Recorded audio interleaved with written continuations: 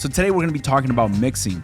Mixing is honestly a very complex topic because it's very personal to everybody, and everybody's got a different taste or a different way they like to listen to music. But I'm going to do my best to show you how I mix in a standalone setup. And when I do mean standalone, I mean I'm not mixing in the computer. Everything that is going to be mixed is going to be mixed within the MPC and the analog heat. Before, I just want to show you my quick setup. I have the MPC Live Mark II going into the 404 Mark II, and then going into the analog heat, going straight into the Zoom H6 recorder. The Zoom H6 recorder is where I'm going to print my final beat, and that thing will record my audio in a WAV file, which sounds awesome. The preamps on the Zoom H6 sound really great, so I'm not using any computer whatsoever. Everything you're listening to right now, including my voice, is being recorded into the Zoom H6. If you guys need any links to any of these pieces of gear, go ahead and check it out down in the description of this video. You'll find links right there. Now, I do not want to waste your time. I want to make sure you listen to what we're going to be doing. I'm going to show you the before the mix and then after the mix and master, just so you could listen to the difference. So let's go ahead and play this beat raw, and then I'll play it within a mix and master.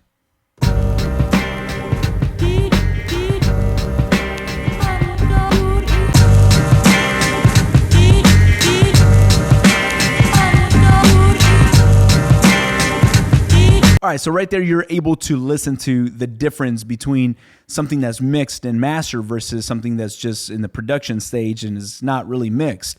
One thing I do want to mention is, let's keep in mind that we are mixing in standalone mode. I'm not using a professional Pro Tools DAW with plugins and a mixing console. I'm not doing any of that. I'm using the tools that I'm provided with within the MPC and, of course, the analog heat. I actually like this. I like the fact that I'm not in a high professional mixing studio, because I feel like I'm able to stay within the creative side of my workflow, and I embrace the fact that I do not have this professional setup right now. I like to work with what the MPC gives me, which you will see right now as we dive into it. I'm mainly using EQs and compressors. Those two are my go-to tools when it comes down to mixing a song. Now, as you will see, I'm gonna run through and show you how fast it is that I mix and how quick I go. I don't like to take too much time with one element within a mix. I like to mix while I'm producing, because when I'm producing a beat and I'm putting together some sample chops, kicks, snares, and all that stuff, I have this creative mind. I know how I want my beat to sound. And if I can make quick decisions when it comes down to mixing, I go ahead and listen to that, and I'll drop in there an EQ, or I'll drop in there a quick high pass or low pass filter, and I'll listen, and I'll make sure I'm doing these decisions right then and there, because that's where I'm most creative, and that's where my instinct is very powerful. And I don't get that once I'm already played back the beat like 100 times. I lose that touch. So I do my best to mix it as I'm producing it.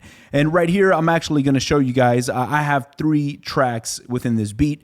I have my sample in track 1, I have my drums, track 2, and then in track 3, I have the same sample, but a different program. And these are just kind of like background vocals, as you guys can hear.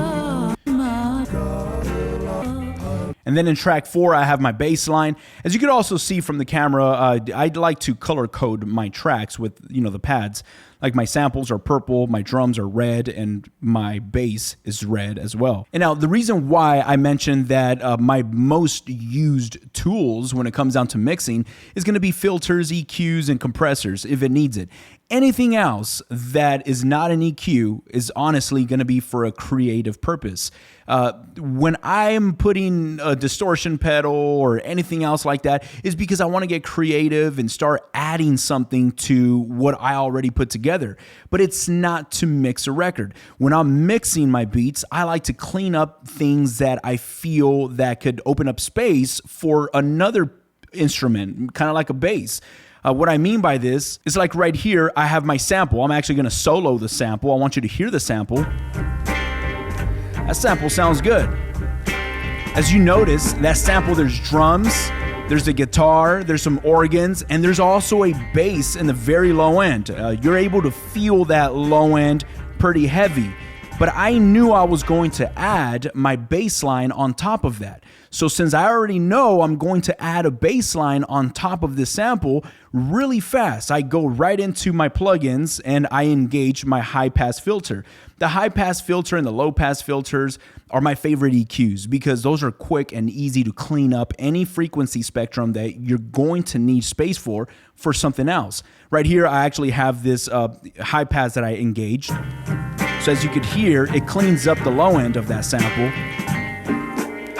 See, like there's no low frequencies below 300 hertz right here.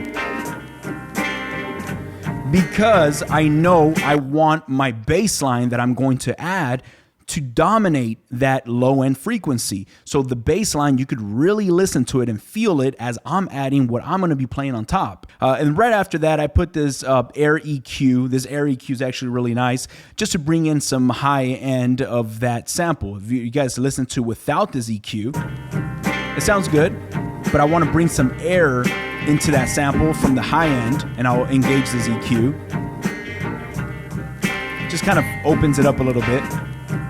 And now, as you'll notice, these EQs, I'm using them very gentle, like 2 dB within 6,000 hertz, just 0.8 dB at 2,000 hertz. And then at 300 hertz, I'm just dropping down about -2 dB just to clean up the low mids of that sample. Side note, I want to let you know as well, if you guys hear this sample,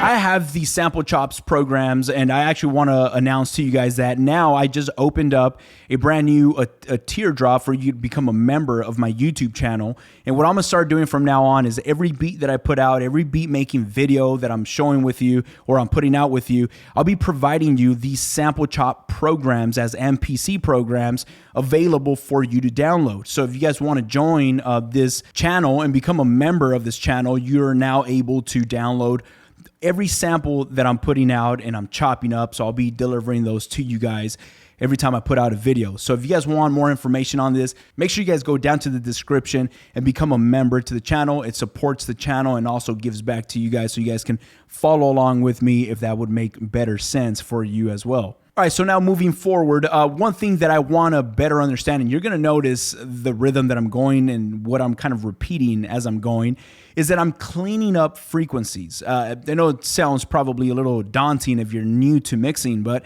frequencies, it could be your low frequencies, which a lot of people cannot hear, but a lot of people could feel within a car if there's a good system. And then you got your low mids, which you could hear, and they're that, like, you know, bass, kicks, anything that's like a dark organ, like you could hear that in the low mids. And then you got your high mids, which is going to be vocals. Our vocals are usually in a high mid frequencies. And then you got your high frequencies, which would be kind of like hi-hats, anything a little airy, female vocals.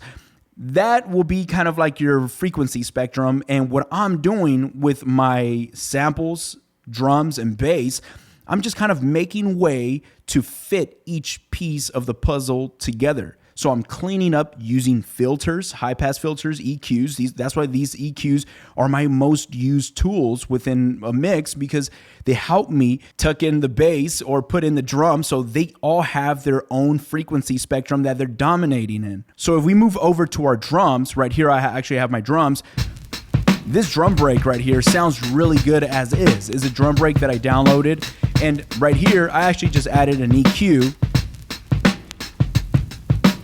The EQ, I just kind of brought up that drum break. That drum break, I wanted to bring up that snare a little bit. So I kind of went into 6,000 hertz and just bumped that up about 2.4 dB. Now, I would probably compress that drum break and smash it a bit, but I did not want to do that here because I'm not layering that drum break with any other kick. So I know if I compress this a little too much, I might lose a little bit of low end. So I just left it with an EQ, and then I jump into my background vocals. These background vocals are being played on top of my sample chops. So right here, what I really wanted to make stand out from this sample chop was this girl's vocals right here.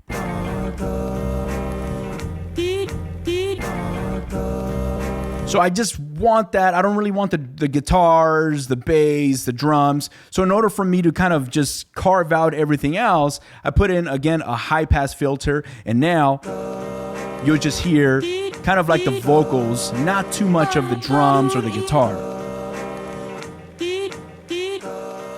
You see, as you guys could just push that filter and just make space for those vocals. So if I bring everything in together,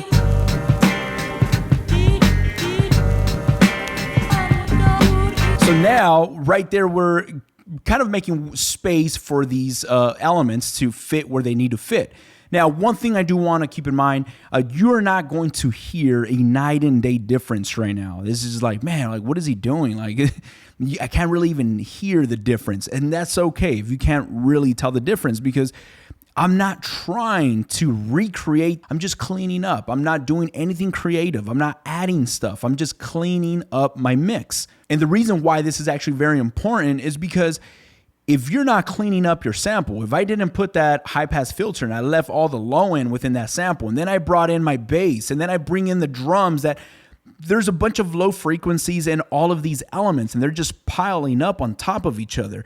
And before you know it, your master bus, this is going to be your master bus is just slamming through and is peaking and is going all the way to the red, and you're already distorting your master bus, and you're saying to yourself, why is this thing just being crushed already? And if it's not that loud, why do I have no more headroom? Well, the reason why maybe, and sometimes this happens, is low frequencies carry a lot of headroom. So if we're piling on top a lot of low frequencies from samples, on top of drums, on top of a bass line, your headroom is going to go out very, very quick. So now that I have a cleaner sounding mix, that's when now I jump into the creative side of mixing. And that's where, if I feel like I want to add something to this, if I want to bring in amp simulator to the drums, and I want to start adding certain touches that is going to bring some distortion to some of these tracks, I can now start doing that after I've cleaned up my mix a bit.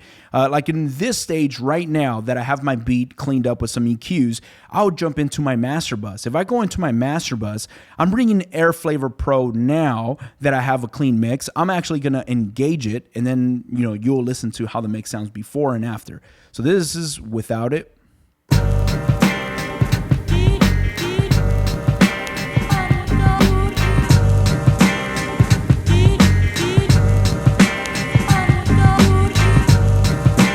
That's a big difference, right? Now I'm actually putting this plugin in my master bus. What is my master bus? Is what everything is going through. So I got my sample, my drums, and my bass. They're all being summed in to this master channel. This master channel is where now I can kind of start doing some mastering decisions right here. I'm putting Air Flavor Pro. Air Flavor Pro's awesome. Like, this is a plugin that I spent some time building this master preset that I really like how it sounds. Air Flavor Pro is just awesome because you can customize everything, and you could actually save your signature sound preset.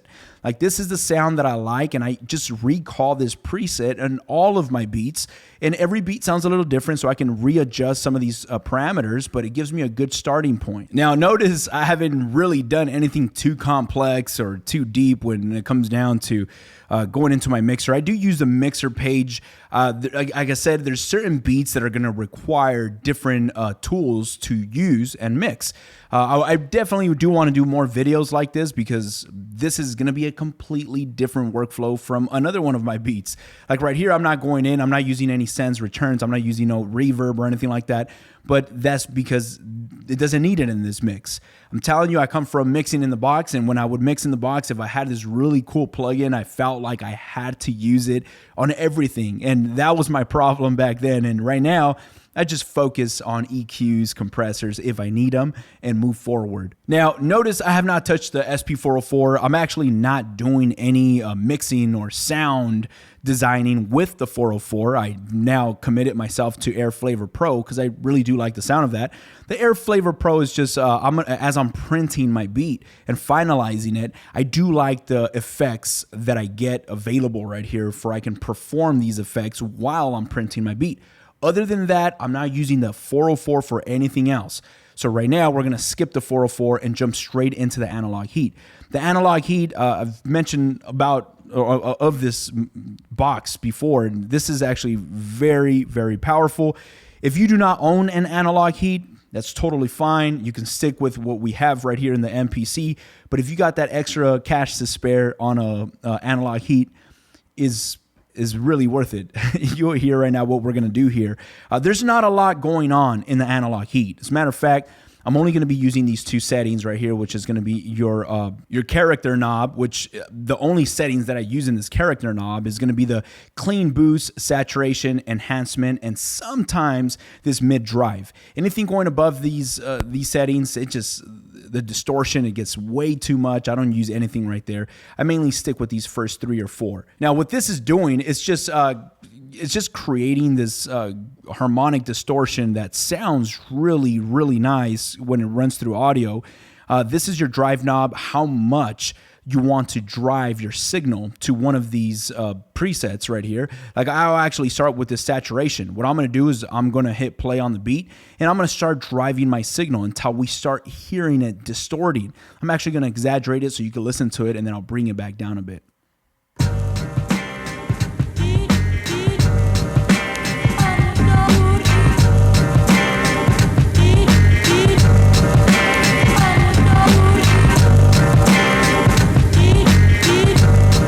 I'll jump into enhancement.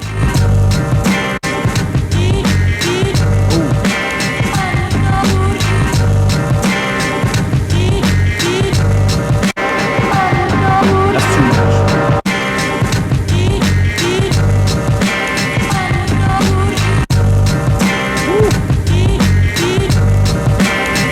So right now it's obviously very distorted, but I'm listening to the rumble, how it makes the low end shake. And I think that sounds awesome. Like my bass and my kicks and snares almost crunch up in a very pleasing way. This saturation preset actually, it kind of reminds me of, there's this plugin that I really loved mixing with or mastering with, which was the UAD Ampex ATR 102, if I'm not mistaken.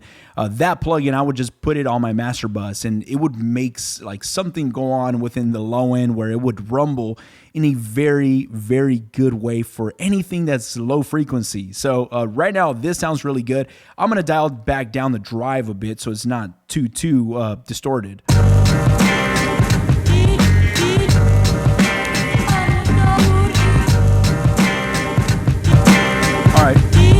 I'm going to leave it just about right there. And then after, I'm obviously going to compare with and without this box so you guys can listen to the A and B.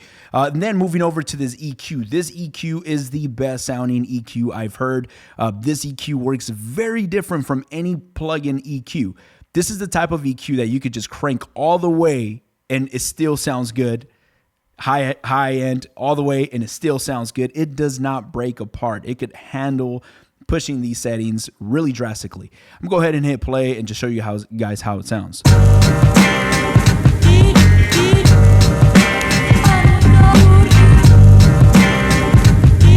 crazy.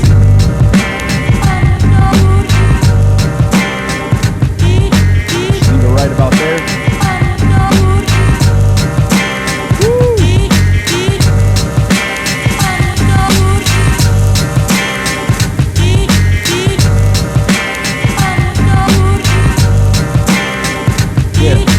That sounds awesome. And as you could listen to how I cranked it up all the way and it just did not fall apart. Obviously, I'm not going to use it all the way up. And if I like how the way that sounded, I would leave it all the way up. But, you know, I found a sweet spot for it, but it just sounds so good. And it's a very mature sounding EQ. I'm going to go ahead and play this before and after so you could just listen to what we're doing with the analog heat. I'm going to do my best to gain match this so we're not being fooled and just listening to loud volume and thinking this sounds better. But I'm going to match it up. You guys could listen to what's going on right here. So let's go ahead and play with and then without.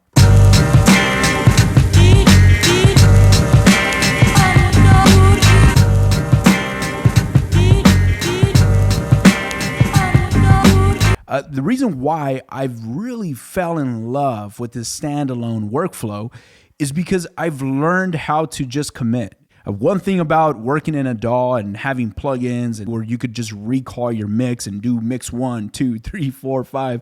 I remember when I would mix, it would be so stressful, and I would mix it again.